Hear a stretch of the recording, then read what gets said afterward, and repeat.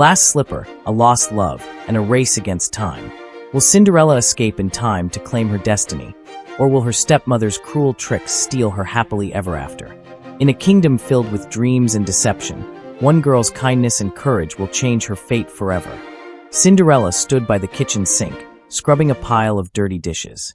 Her hands were rough from all the work, but she didn't complain. She never did. The warm sunlight streamed through the small window, casting golden light on her tired face. For a moment, she closed her eyes and imagined a different life, a life where she was free, where she was happy. But then crash. Cinderella, a sharp voice screeched. Her stepmother, Lady Tremaine, stormed into the kitchen, her long dress sweeping across the floor like a dark shadow. Behind her, Cinderella's stepsisters, Drizella and Anastasia, stood with their arms crossed, smirking. "You broke my favorite plate," Drizella whined, though Cinderella hadn't touched it. "It wasn't me," Cinderella started, but her stepmother cut her off. "Silence." Lady Tremaine's cold eyes burned into her. "You'll clean the entire house as punishment. And no dinner for you tonight." Cinderella's stomach tightened, but she nodded. Arguing would only make things worse. She turned back to her work as her stepmother and stepsisters laughed and walked away, their heels clicking on the polished floors. She was a prisoner in her own home. It hadn't always been like this. Once, Cinderella had a mother who loved her, a mother who sang to her at night and brushed her golden hair. But one terrible winter, her mother became sick. No doctor could save her, and soon she was gone. Cinderella's father, who loved her more than anything, was heartbroken. For years, they were just the two of them, and even though she missed her mother, she still felt safe. Then one day, her father remarried. Lady Tremaine seemed kind at first. She had 2 daughters, and Cinderella thought maybe, just maybe, she would have a family again. But everything changed when her father never came back from a long journey. The day they got the news, Lady Tremaine's kindness disappeared. "Your father's gone," she said coldly. "And now you belong to me." She took Cinderella's beautiful dresses and gave them to her own daughters. She moved Cinderella from her lovely bedroom to the dusty attic. She made her cook, clean, and work until her hands were red and sore. And if Cinderella ever cried, "Stop that nonsense," Lady Tremaine would snap. "No one cares about a foolish little girl like you." But Cinderella did care. She cared deeply. And every night, as she lay on her small bed, staring at the cracked ceiling, she whispered the same wish to the stars outside her window. "Please, let there be something more for me." Little did she know, her life was about to change in ways she never imagined. Cinderella and the prince. The town square was crowded with people. Drummers beat their drums, trumpets blared, and a royal messenger stood on a grand platform, unrolling a long golden scroll. "Hear ye, hear ye," his voice boomed over the excited crowd.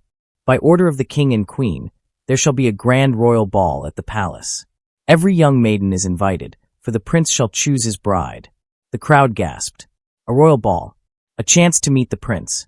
Girls whispered excitedly, imagining dancing in shimmering gowns, hoping they would be the one the prince picked. But in the grand castle, far away from the cheering townsfolk, the prince sat in silence. His father, the king, paced the royal chamber. "You must choose a bride, my son," he said sternly. "A prince must marry to secure the kingdom's future." The queen, softer in her words, placed a gentle hand on the prince's shoulder. "We only wish for you to be happy, dear." The prince sighed. He did not want to marry just because he had to. He wanted love. Real love. Not just a pretty girl who wanted to be a princess. "But what if I don't love any of them?" he asked. The king's face grew firm. "Then find one you do. But you must choose." Cinderella's dreams are crushed. Across town, Cinderella's stepsisters, Drizella and Anastasia, shrieked with excitement. "The prince will see how beautiful I am," Drizella said, spinning in front of the mirror. "You," Anastasia scoffed. "I will be the one he falls in love with." Cinderella stood at the doorway, listening. Her heart pounded with hope. A royal ball. Could she go too? She took a deep breath and stepped forward. "Stepmother," she asked softly, "may I go to the ball?" Silence fell in the room. Then laughter. Her stepmother, Lady Tremaine, looked at her with a cruel smile. "You," she said mockingly. "A dirty little servant at the royal palace?" Drizella and Anastasia howled with laughter.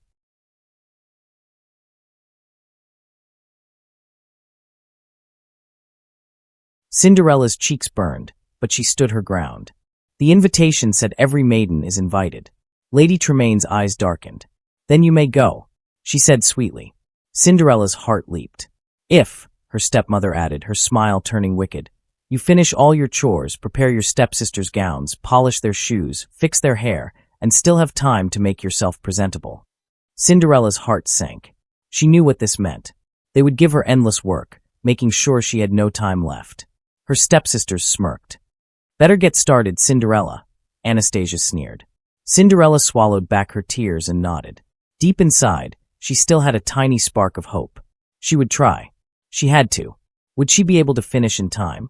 Or would her stepmother's wicked plan work? The clock was ticking. Cinderella and the prince, the magical transformation. Cinderella sat on the cold kitchen floor, her heart heavy with sadness. Outside, the night sky sparkled with stars, and in the distance, she could hear the sound of music drifting from the royal palace. Tonight was the grand ball, the night when the prince would choose his bride. But Cinderella wasn't at the ball. She was stuck at home, covered in dust, after spending the entire day working. Her stepmother and stepsisters had already left, dressed in the finest gowns, giggling with excitement. Cinderella wiped a tear from her cheek. I wish I could go too," she whispered. Then, a soft light filled the kitchen. Cinderella gasped as a warm golden glow surrounded her. From the light stepped an old woman with kind eyes and a twinkle of magic in her smile. "Don't be afraid, dear," the woman said. "I am your fairy godmother, and you shall go to the ball." Cinderella's eyes widened. "But how?" The fairy godmother winked. "With a little bit of magic, of course." She lifted her wand, and with a gentle flick, sparks of gold swirled through the air. Poof! The old pumpkin in the corner shimmered and grew, stretching into a magnificent golden carriage with silver wheels. Poof! The mice in the kitchen jumped into the air and landed as proud white horses, shaking their manes. Poof! A rat in the corner suddenly stood tall, dressed in a fine suit. He was now her coachman. Cinderella covered her mouth in shock. It's wonderful." But the fairy godmother wasn't finished. She tapped Cinderella's ragged dress, and in a swirl of silver light, the fabric transformed.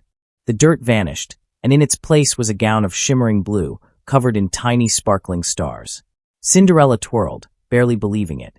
"And now, the most important part," the fairy godmother said. She waved her wand, and 2 glass slippers appeared, resting on the ground. They were clear as crystal, delicate yet strong. "These will make you the most graceful dancer at the ball," the fairy godmother said, helping Cinderella slip them on. Cinderella stood, feeling like a princess. Tears of happiness filled her eyes. "Thank you, fairy godmother. Thank you so much." The fairy godmother smiled, but held up a warning finger. "Remember this, my dear. The magic will only last until midnight. When the clock strikes 12, everything will turn back to the way it was." Cinderella nodded quickly. "I understand. Now go, my child," the fairy godmother said with a warm smile. "Go and make this night one to remember." With her heart racing, Cinderella stepped into the golden carriage. The horses neighed, the wheels turned, and off she went, racing toward the palace, toward her destiny. She didn't know what would happen next. But she knew one thing for sure. Tonight, her life was about to change forever. Cinderella and the prince, the ball and love at first sight. The golden carriage raced through the night, its silver wheels spinning as fast as Cinderella's heart. She clutched her hands together, staring at the glowing palace in the distance. Would she really be allowed inside? Would anyone know who she was?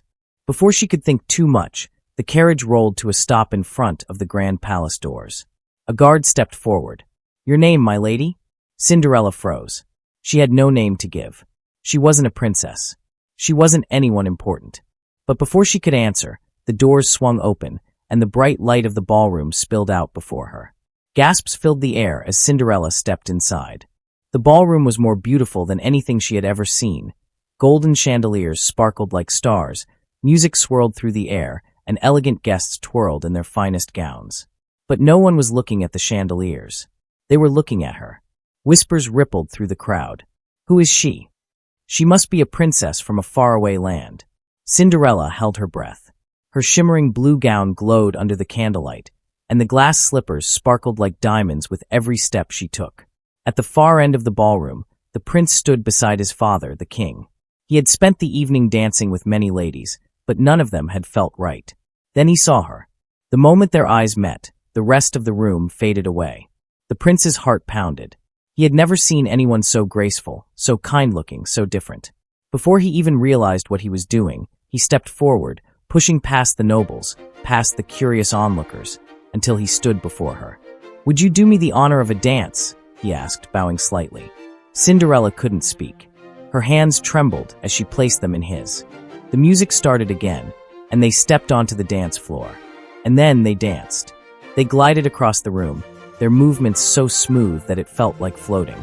Cinderella had never danced before, yet somehow with him, it felt as easy as breathing. The prince looked into her eyes. "What is your name?" Cinderella hesitated. If she told him, he might discover the truth. And what if he laughed at her? What if he knew she was only a poor servant girl? She smiled mysteriously instead. "Does it matter?" The prince chuckled. "I suppose not." As they twirled beneath the golden lights, Cinderella forgot everything else, her cruel stepmother, her chores, her old attic room. For the first time in her life, she felt free. But across the ballroom, two pairs of jealous eyes watched closely. Drizella and Anastasia gawked in shock. "Who is that girl?" Drizella hissed. "I don't know." Anastasia whined. "But the prince is supposed to notice us." Their mother, Lady Tremaine, narrowed her eyes. There was something familiar about the girl in blue, but she couldn't quite place it. Cinderella didn't notice them. She was lost in the prince's eyes, lost in the warmth of the moment. But outside, the clock tower began to chime. Dong. Cinderella's heart stopped. Midnight. She had almost forgotten. Her magic was about to disappear. Would she be able to escape in time? Would the prince ever find out who she really was? The clock kept ticking, and time was running out. Cinderella and the prince, the midnight escape. The ballroom shimmered with golden light, music swirling through the air like a dream. Cinderella felt as if she were floating. She had danced with the prince all evening, his warm hands holding hers, his eyes never leaving her face. She had never felt so happy. But then, a sound cut through the music. Dong. The first chime of the clock tower. Midnight. Cinderella's breath caught in her throat. Dong. She turned to look at the grand clock high above the ballroom. The long hand moved, and with every second, she felt her heart pound harder. She had to leave. Now. Is something wrong? The prince asked, stepping closer. I have to go. Cinderella gasped. Wait. The prince reached for her, but Cinderella was already running, lifting her skirts and rushing through the crowd. Stop her, voices called. Who is she? Whispered the guests. The prince hurried after her, dodging nobles and startled dancers. Please, wait. But Cinderella ran faster, her glass slippers clicking against the marble floor. Dong. She darted past her stepmother and stepsisters, who barely had time to turn before she was gone. Was that? Drizella started. It can't be. Anastasia gasped. But Cinderella didn't stop. She raced down the palace steps, her breath coming in short, frightened gasps. Her gown was already changing, tiny sparkles falling away like dust. Dong. Her carriage waited just beyond the gates. The horses neighed, the coachman waved her forward. Hurry, my lady, he called. Cinderella leaped down the last step, but as she did, one of her glass slippers slipped from her foot and landed softly on the stairs. She turned, just for a moment, her heart aching. But there was no time to go back. She jumped into the carriage, the wheels lurching forward. Dong. The prince reached the steps just in time to see the golden carriage speed into the night. Stop that carriage, he shouted. But before the guards could move, the carriage began to change. The shining gold faded. The horses shrunk back into mice. The wheels crumbled into vines. And in the blink of an eye, Cinderella was gone. All that was left was a simple girl in rags, running barefoot into the darkness. The prince stood at the top of the stairs, staring into the night. His heart raced. She was gone. But then, his eyes fell on something. A single, perfect glass slipper, sitting on the cold marble steps. He bent down, carefully picking it up. The moment his fingers touched it, he knew one thing for certain. He had to find her, no matter what it took. Somewhere out there, the girl of his dreams was waiting, and he would not rest until she was his. Cinderella and the prince, the search for Cinderella. The prince stood on the palace steps, holding the glass slipper in his hands. The girl of his dreams had disappeared into the night, but she had left behind this one clue. He turned to his royal guards, his voice firm. Find her, he commanded. Search the entire kingdom. No maiden shall be left untested. The next morning, the kingdom buzzed with excitement. From grand mansions to tiny cottages, from wealthy noblewomen to humble village girls, every maiden dreamed of fitting the glass slipper. And so the search began. The stepsisters' desperate attempt. At Lady Tremaine's house, Drizella and Anastasia primped and preened, determined to make the slipper fit. It must fit, Drizella huffed, stuffing her foot inside.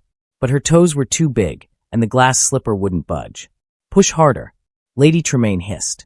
The royal servant pressed, but no matter what they did, the slipper wouldn't go on. Next, Anastasia tried. She squeezed and squirmed, but her foot simply wouldn't fit. "This is a mistake," she cried. "The prince must have the wrong slipper." But the servant shook his head. The prince said it would only fit the one true girl. Lady Tremaine's eyes narrowed. She had one more problem to take care of, Cinderella. Before the servant could ask if there were any more young women in the house, she stepped forward smoothly. "There is no one else," she said with a fake smile. "You may go now." Cinderella locked away. Upstairs, Cinderella heard everything. Her heart pounded. She knew that slipper belonged to her. She rushed to the door, but click, the lock turned. Cinderella gasped. Her stepmother had locked her in. She banged on the door. "Please, let me out." But there was only silence. Tears burned in her eyes. Would she be trapped here forever? Would the prince never find her? She fell to her knees, pressing her forehead against the door. Then, a tiny squeak sounded behind her. She turned to see her little mouse friends, Gus and Jack, peeking out from under the bed. Hope flashed in her heart. "Jack, Gus, you have to get the key." The mice nodded bravely. They scurried down the hallway, dodging the cat, and climbed onto Lady Tremaine's pocket. With great effort, they pulled the heavy key and dragged it across the floor. Cinderella's heart raced as she heard them scratching at the door. "Almost there, my friends," she whispered. Would they make it in time? Downstairs, the royal servant prepared to leave. Would the prince ever know she existed? Time was running out. Cinderella and the prince, the happy ending. Cinderella pressed her ear against the door, her heart pounding. She could hear the royal servant getting ready to leave. If she didn't try on the slipper now, she might lose her chance forever. "Please hurry," she whispered to her little friends. Jack and Gus, the two brave little mice, dragged the heavy key across the floor. Their tiny paws slipped and struggled, but they didn't give up. Finally, they reached the door. With a final heave, they pushed the key under the crack. Cinderella grabbed it with shaky hands, her heart racing. Would she be too late? She turned the key and flung open the door. Downstairs, the royal servant was already at the door. Lady Tremaine stood behind him, her arms crossed, her lips curling into a satisfied smile. "There are no more young women in this house," she said smoothly. But then, footsteps on the staircase. The servant turned. Cinderella stood at the top of the stairs, breathless but glowing with hope. "Wait," she called. "I would like to try on the slipper." Lady Tremaine's smile vanished. The stepsisters gasped in horror. Before anyone could stop her, Cinderella descended the stairs, her heart hammering. The servant nodded and knelt before her, holding the glass slipper on a royal pillow. Lady Tremaine narrowed her eyes. She would not allow this. Just as the servant lifted the slipper, she stuck out her cane. The servant stumbled, and the glass slipper flew into the air. Crash! The slipper shattered into 1,000 tiny pieces. Gasps filled the room. Cinderella felt her heart stop. It was over. The slipper was gone. She would never see the prince again. Tears burned in her eyes, but then she remembered something. Slowly, she reached into her apron pocket. Everyone watched in silence as she pulled out the second glass slipper. The room fell still. The servant's eyes widened. He carefully took the slipper from her hands and knelt before her. Cinderella held her breath as she slipped her foot inside. It fit perfectly. A moment of silence. Then, "She is the one," the servant declared. The stepsisters' mouths dropped open. Lady Tremaine staggered backward, her face pale. And before Cinderella could blink, the servant whisked her away in a royal carriage, racing toward the palace. The wedding and happily ever after. The prince was waiting at the palace gates. As Cinderella stepped down from the carriage, their eyes met. "You," the prince whispered, his voice full of wonder and joy. Cinderella smiled through her happy tears. "Yes, it's me." The prince took her hands, gently, lovingly. "I have been searching everywhere for you," he said. "And now you've found me," she whispered. The king and queen welcomed her with open arms, and soon the palace bloomed with celebration. Cinderella and the prince were married in a grand and beautiful wedding, where the whole kingdom cheered. Cinderella, the girl who had once been a servant, was now a princess. But more importantly, she was loved. And as she danced with the prince in the golden ballroom, she knew she had finally found her happily ever after. The end.